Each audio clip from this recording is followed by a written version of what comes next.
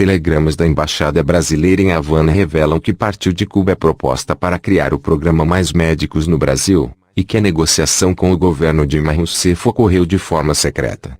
Os documentos mostram ainda que foi adotada uma estratégia para que o programa fosse colocado em prática sem precisar da aprovação do Congresso Nacional.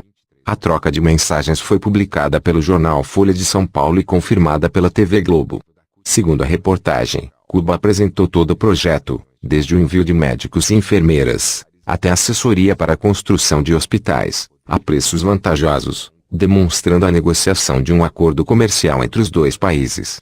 Os documentos mostram que a negociação ocorreu da seguinte forma: Cuba criou uma empresa estatal de exportação de serviços médicos em outubro de 2011. Missão cubana visitou regiões carentes do Brasil em março de 2012. Proposta inicial foi enviar 6.000 médicos às regiões da Amazônia brasileira. Cuba queria inicialmente $8.000 por médico, e depois passou para $5.000. Brasil sugeriu $4.000, sendo $3.000 para o governo cubano e $1.000 para o médico. Proposta de usar a UPAS como intermediária partiu do governo brasileiro. Questões jurídicas deveriam ser levadas à corte em Havana. A iniciativa de Cuba em comunicação de 23 de abril de 2012. O então encarregado de negócios da Embaixada Brasileira em Cuba, Alexandre Ghisleni, relata encontro ocorrido 3 dias antes com Tomás Reynoso, vice-presidente de negócios da empresa de serviços médicos cubanos, SMC, criada em 2011.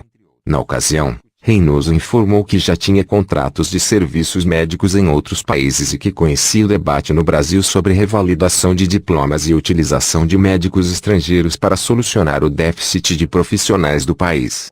Segundo o diplomata, o representante cubano informou inclusive que uma missão da estatal cubana já havia visitado o Brasil. Em março de 2012, um grupo liderado por Maria Entenza Soto, especialista de negócios da empresa, visitou os estados do Amapá, Bahia e Paraíba, além do Distrito Federal, onde discutiram possibilidades de cooperação. O diplomata terminou seu comunicado sugerindo o envio do teor do encontro à Assessoria Internacional do Ministério da Saúde.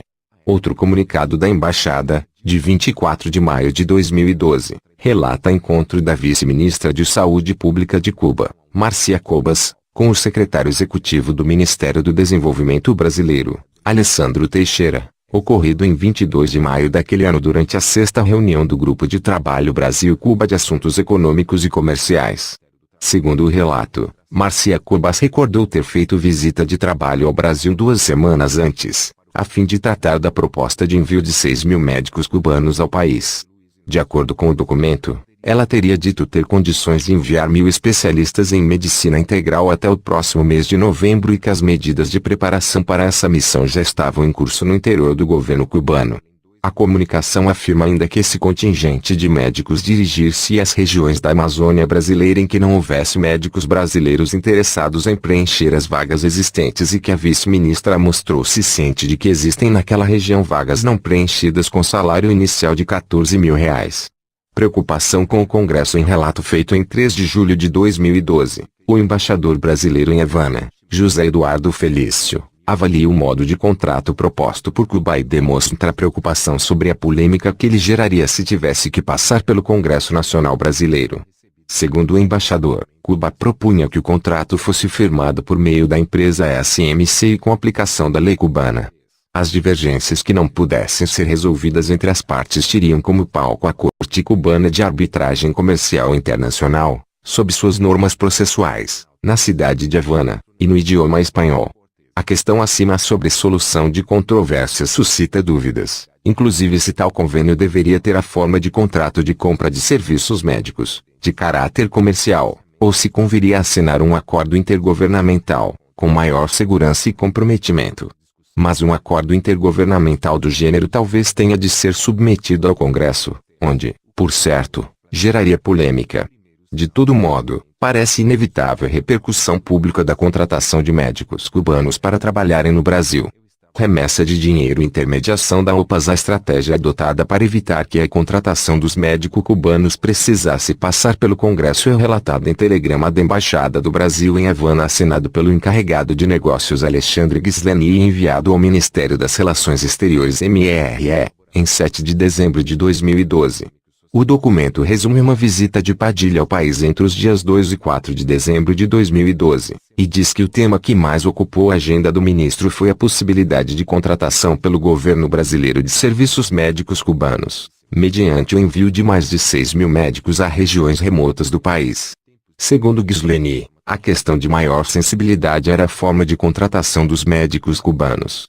Naquela semana, o governo brasileiro já negociava com a Organização Pan-Americana da Saúde, OPAS, pela intermediação do contrato.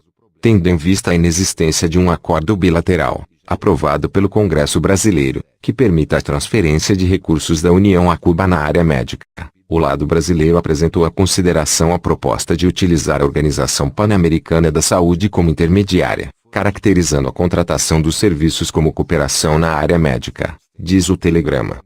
A princípio, o ministro da Saúde Pública cubano, Roberto Morales, apontou que um problema de envolver a OPAS no acordo seria o risco de um embargo norte-americano a Cuba afetar a tramitação dos recursos por uma organização com sede em Washington.